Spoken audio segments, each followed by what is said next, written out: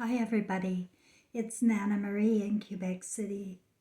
I wanted to bring some more positive feelings to my channel tonight. Um, I've been pretty, serious about what's going down because, I know what's going down. And I was visited in I didn't have a near-death experience, which I'm gonna show you one right now. But and he's one of the closest ones to my knowing and the experience with spiritual guides and with loved ones on the other side and with angels and the beings of light. I never heard the term beings of light before 2016. And the first thing I actually described them as actually were aliens. And then I thought, well, no, they were not in any kind of human form. They were beams of light. And like a chandelier above my head.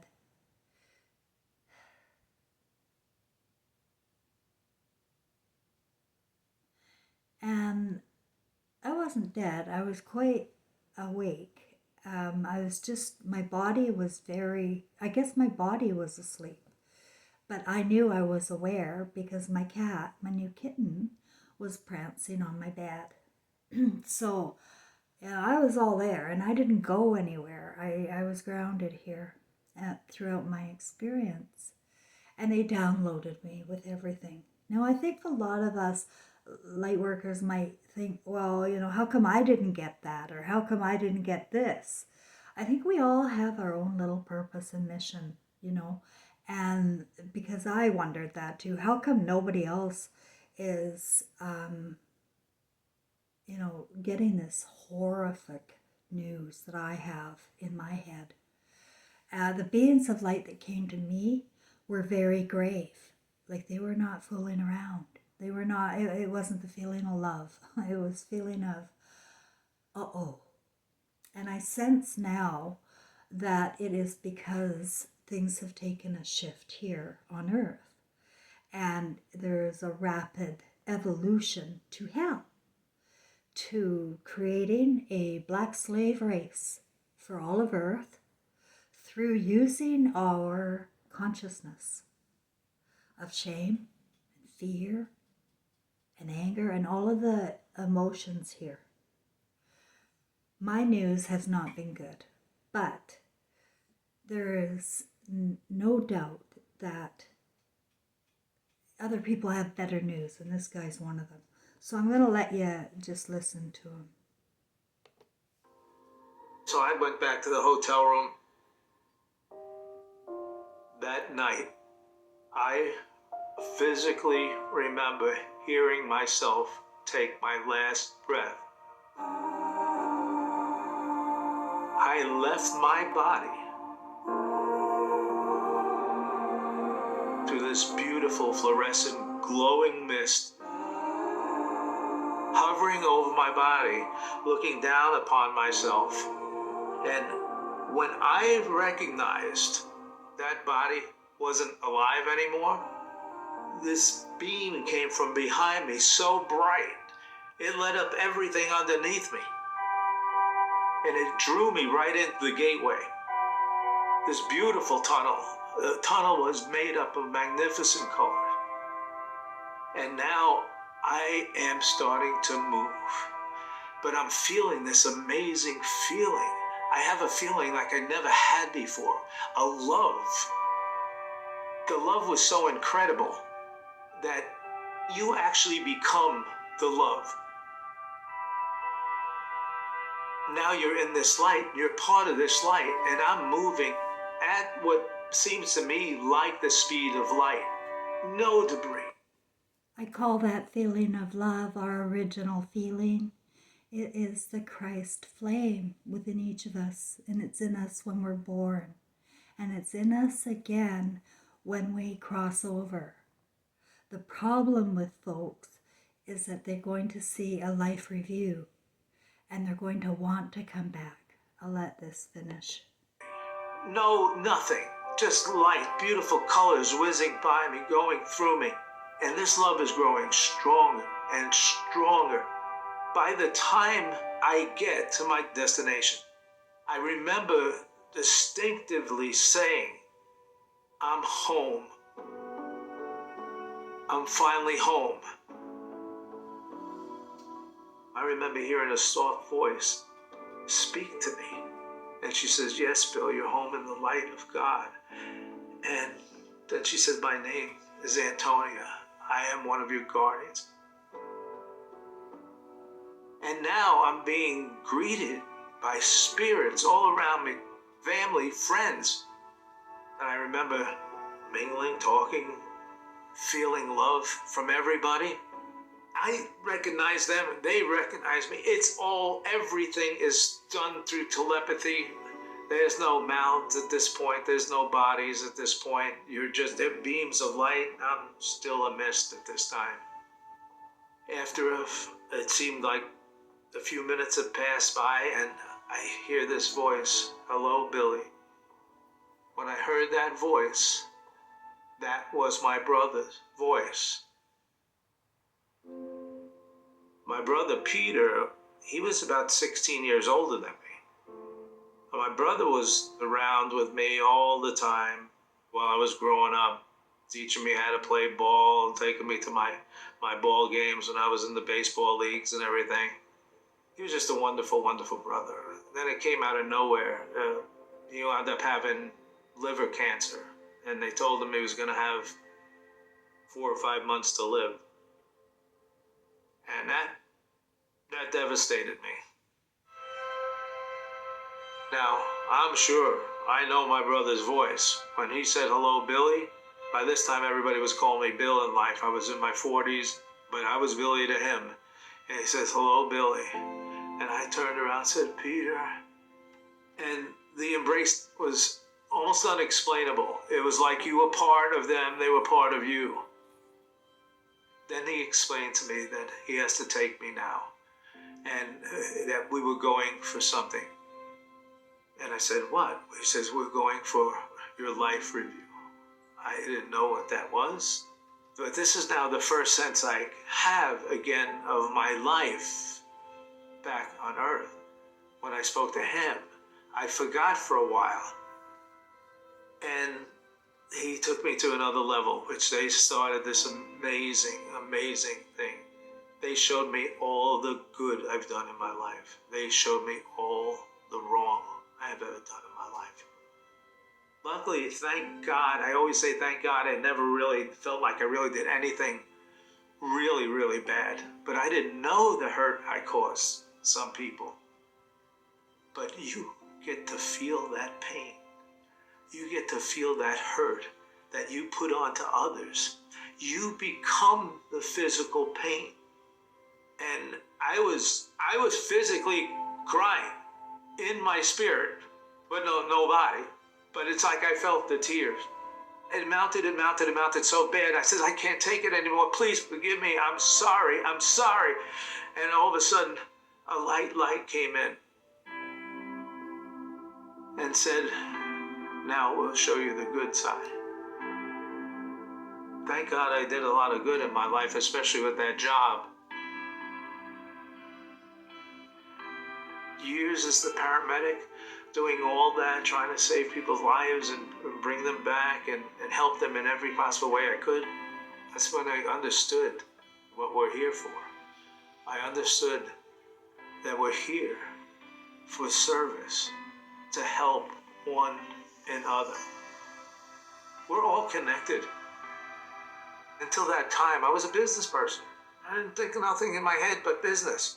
I was going to come home from the show and I had an appointment to go to QVC and, that was my life. I didn't have those kind of thoughts in my life prior. And then Peter said to me, your third guardian is coming. And this man of great age, wisdom, when he approached me, I knew him my whole life. He was that voice that always spoke to me in my ear. He was the intuition that kept me out of trouble like a lot of my friends were getting in. I would always hear these things. It's not the right thing, You say that in your own mind, but that's your intuition. But he came to us, and we were standing there. And I remember Antonia there, and Antonia said, "Look at yourself, Bill." I remember looking down at myself, and I changed into this magnificent being. Now I was like the other spirits. I was this beautiful being. Now we're back in spirit, so I'm just feeling that complete love again. In your spirit side, you're always in love, where you're connected to everyone around you. And they take me to a final level. All three of them take me to a final level, where I believe it's almost like a panel. They take me up in front of these magnificent, beautiful, beautiful angels all around. And I remember they explained to me that you are going to get wisdom and knowledge through these angels. I started getting bombarded with different thoughts. Angels would approach me and I would see the universe. Angels would approach me, I would see combustion, nebulas being created. I would understand that we all come from stardust in somehow, some form. Another angel approached me, crystal numbers floating down in lines, and numbers with light. All these numbers were lighting for me. I couldn't understand. The 3, the 9s would light over and over and over again. The 6 would light. These particular numbers, the 1, the 8, the 3, the 6, the 9, they lit up brilliant. And they explained it to me as if those numbers, they mean everything. If we didn't have these numbers, we wouldn't have our tides. They explained on Earth, we wouldn't have seasons. We would not be here if it wasn't for these numbers. Just so that I remind everybody, that's how I stay sane here, isolated, with all of my health issues and sensitivity and emotional trauma to what has happened to my story, right? But I'm okay and I stay sane and mentally sound because of my numbers. I'm conscious of seeing numbers. And I was thinking today, I remember back, it was March 18th, so 3/1/9/18 is 19. You add it together and put a 9. In 2016, the year that the beings of light came, I got woken up in the middle of the night to go open up my laptop, and it had 333 at the time. Oh, it's 333. But then I also noticed it said March 18th. I honestly, I can't remember the year right now. I don't think it even was the 16th. It might have been the 18th. Anyway, it's all 9s, right? It's all 9. And that's the day my grandmother died. And she was born on September 3rd, 1903. I was born September 11th, 1959. My dad was born in 1939. These numbers are meaningful, and it is fun to work out my own coding. I know I sound like a nutcase from other people, but here I'm showing you that what I'm talking about is not just with me and my brain coming up with it, because, these beings of light that came to visit me were very, very intelligent and very wise. They were way beyond me. Way beyond me. And I felt like a child. I felt like a child with them. And I even acted like a child at one point. I yelled out, "I knew it!" It's like, it was quite the experience, I gotta tell you. And then after they'd finished, they did some healing work with me. I don't know what. I just said, what is this? They're healing me. Nobody ever does this. This is healing. And then, yeah, I think they saved me in some way, so I can still be poisoned, but I haven't been killed off. I'm saved until it's time for me to go. I believe God decides when we go. That's what I think. And then Trevor came and gave me that love, that love you do not get here, that Christ flame love, smack in the heart. And then the final part of my experience was be prepared. And it's been PTSD and trying to work through numbers that I was getting all along. But what I really, really wanted to say is that this earth simulation has been taken over, okay, really rapidly. And there is no time anyway, but people need to remember that love is the only thing real to you, to you. You know, we're in an ego here, right? We're in a focus. We're in a simulation. And I need people to snap out of it for just a minute and remember that the only part of you that's real is the emotion of love. Everything else is not who you are. It's artificial intelligence. It's the left brain. And you cannot take the left brain home with you. If you are committed to the simulation and the love of money and the love of the power, maybe, I don't know, then your lesson here will keep you here, you know, without learning. And I'm here as a teacher. I'm a teacher in my mind's eye with a big red pen. That's all. I'm not, forget about the Jesus and Mary stories and all of the rest of the Elvis Presley. All of that, just forget past lives. What we need to focus on is what's going on in the here and now and where you think this is heading. And I want you to look at a map. I'm going to tell you the black slave race has been coming for a long time. I just need you to look around at the other continents and notice that the white people came from a very small part of the world. One more angel approaches me, says to me, "You must return." I'm feeling complete love. I said, no, please don't send me back. I was pleading over and over again. She says again, "You must return." I did everything I possibly could think of not to have to come back. The next thing I know, I'm being pulled back through a vortex, flowing back faster and faster and faster, and then I'm starting to feel pain, and then I'm zapped in my body. When I came back in my body, I'm physically feeling pain, and I can't move my legs or my arms. I'm waiting.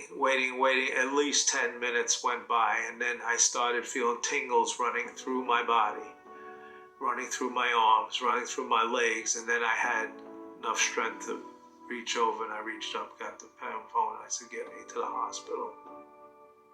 I was frightened. I was full of pain. I couldn't tell anybody this, because if I would have opened my mouth, they would have thought I was crazy. In those days, you just didn't talk about that. Never heard of a near-death experience, didn't know what it was. And it wasn't to the point till I saw my doctor after I got home. He took me to his office, and I explained what happened to me, and he told me, "I think what you had was a near-death experience." And he gave me a few things to read. He said, "You should read these, and you'll have a little better understanding." But he did say one thing to me after that. He said, "Bill Tortorella, a lot of us get to find God in our lifetime. He said, Bill, you were lucky enough to meet him.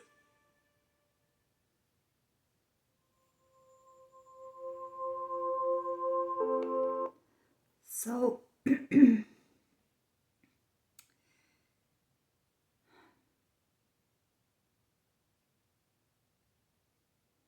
I'm just struck by how similar his feeling of experience was to mine. So, what does this mean? It means that he would have come back. I don't know, it's a near-death experience, I guess, here, but if he had died, he would have come back reincarnated, is my understanding from the beings of light. And that's why I'm here. I'm here to teach emotional intelligence, which is our right brain. And that's the part of us that is love, creative, joy, imaginative, poetry, music, wanting to use your human senses. We're elastic, flexible, unconditional. There's nothing ugly there in our right brain. Nothing. But it's all dark now. It's all very, very dark. It's dark. It's left brain. Right? It's like the left. It really is. Not that the right's any better, right? Like Trump is the right now apparently, and Biden the you know what? So there's no difference. It is there's not two brains. There's no mother. There's no mother. And that's why you can be turned into a robot slave and subjected to laws and authority that you're turning over, guys.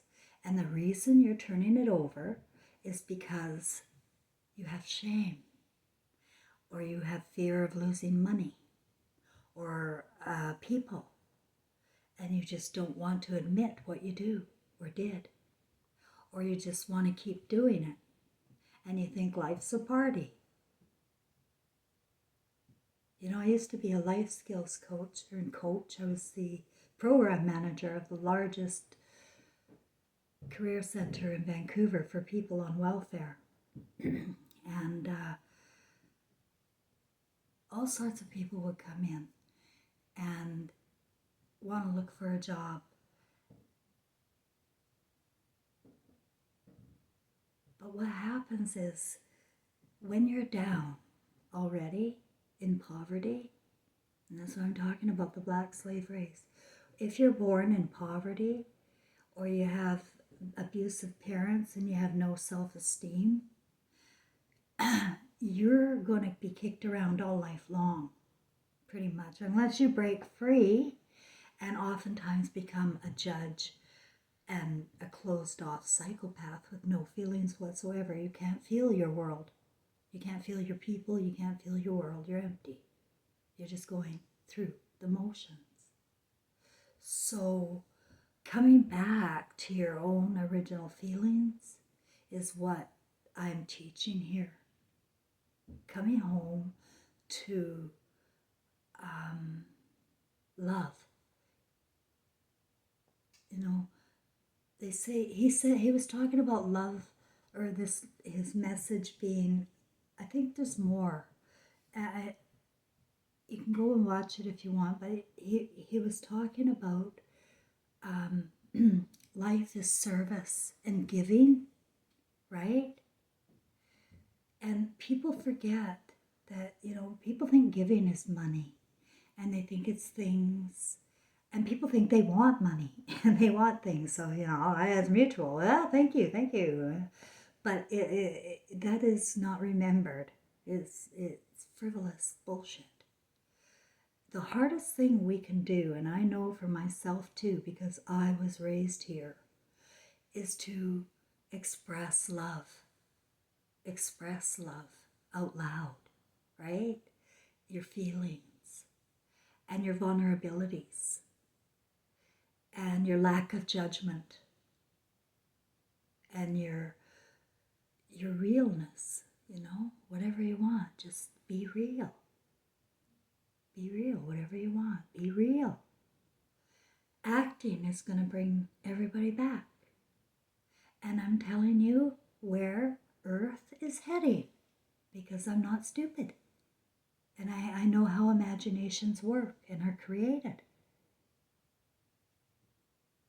And if we're bombarded with education and false parents and daycares and all of that, if we're being educated, our brains are literally being programmed to be North Korea.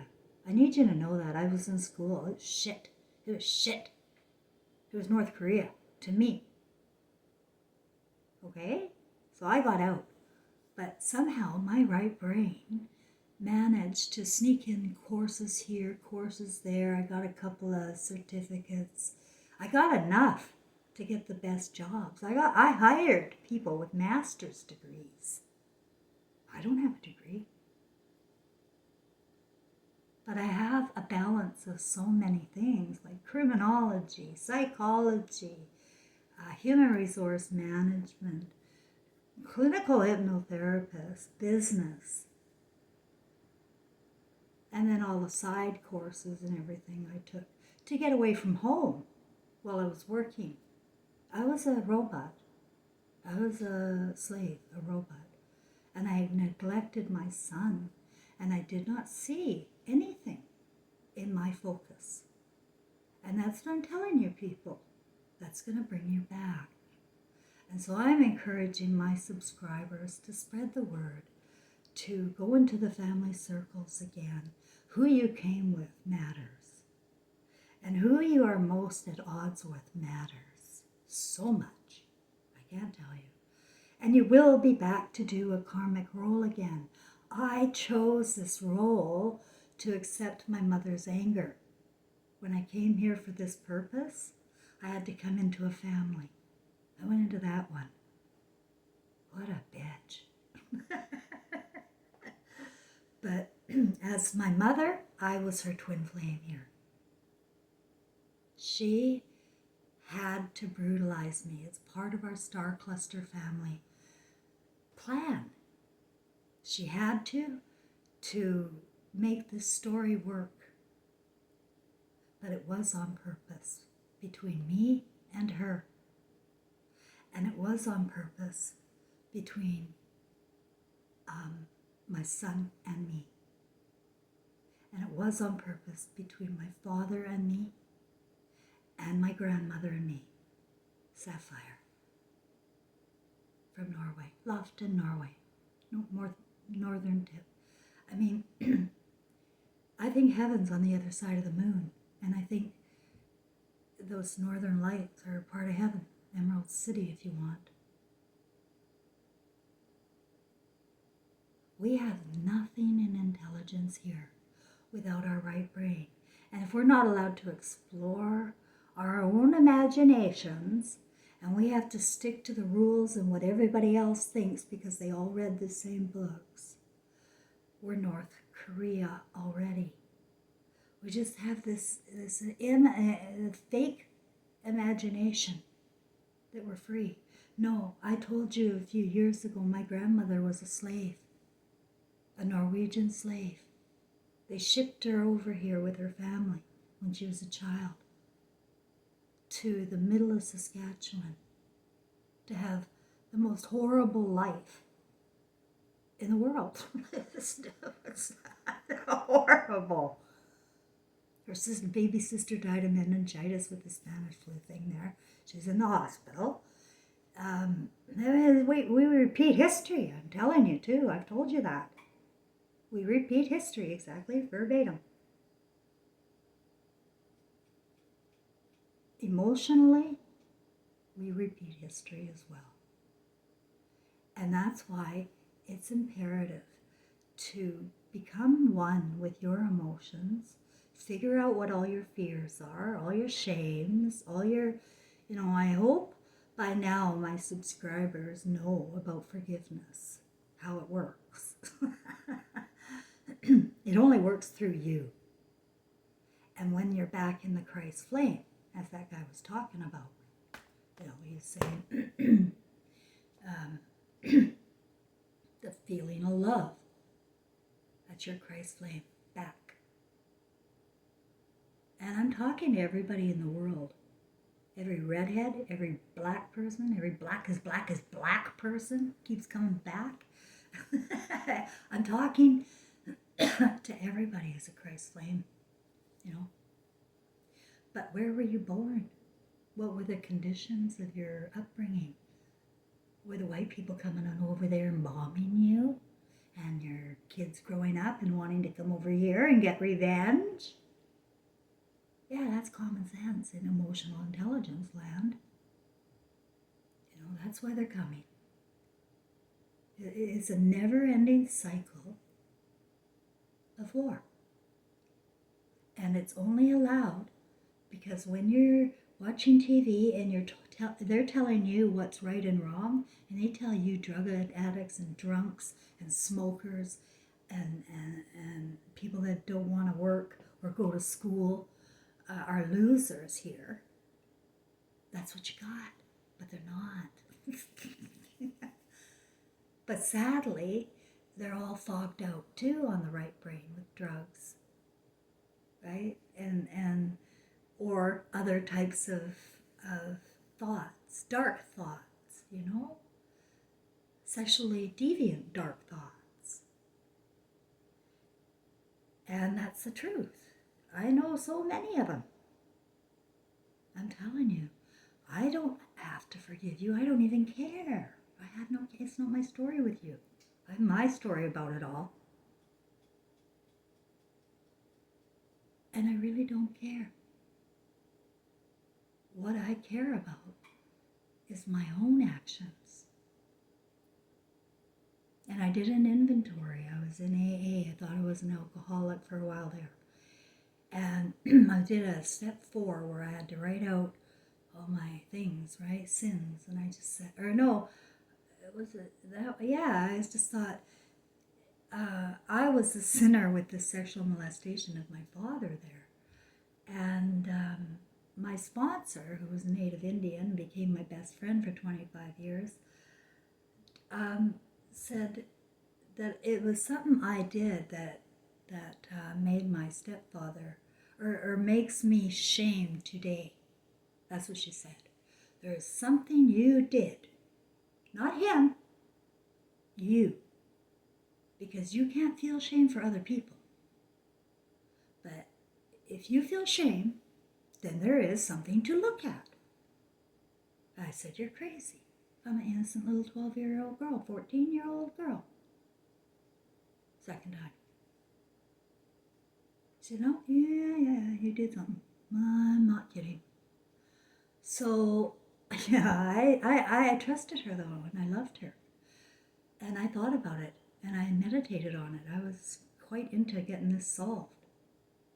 And then suddenly it came to me, out of the blue. And she was so right. And that's why we became friends for 25 years. She was a miracle woman for me. She cured me of everything at that time. I didn't tell anyone. I didn't tell anyone. He committed sins on me. I didn't tell anyone. And so this is another side that I want to talk about, the dark consciousness. Now I know you've cleared yours up, perhaps you've done confessions or something. You're really trying to get your heart and soul away from here, right? And not in repetitive patterns. I know a lot of you are working hard on that. But that was my thought there. Oh.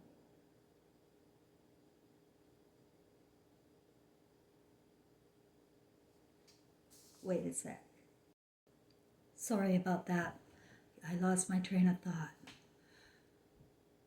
There's two sides to going dark, in dark consciousness. The first is your own crimes against humanity, right? Or, basically. And the other is not knowing the crimes made against you. Okay? And that's what happened to me. I was unconscious. I was lobotomized from my own feelings about the crimes against me. I never felt them, really. I mean, I was talking about them like I'm talking to you now, but oh boy, now.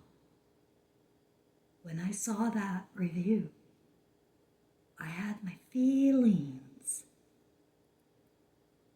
my intuitions about Trevor being molested by my husband, who only targeted me, for him. He was 4. Never wanted me, ever. And I was with the guy for 20 years. I was that stupid. I was that greedy. Because he provided a nice house. And he provided the trips. And my ability to do what I wanted. He didn't care. Didn't care. I was unconscious. I have memories, though, of my thoughts and my fears, but every time I had to put it away because I'd accused too many people and had been traumatized by too many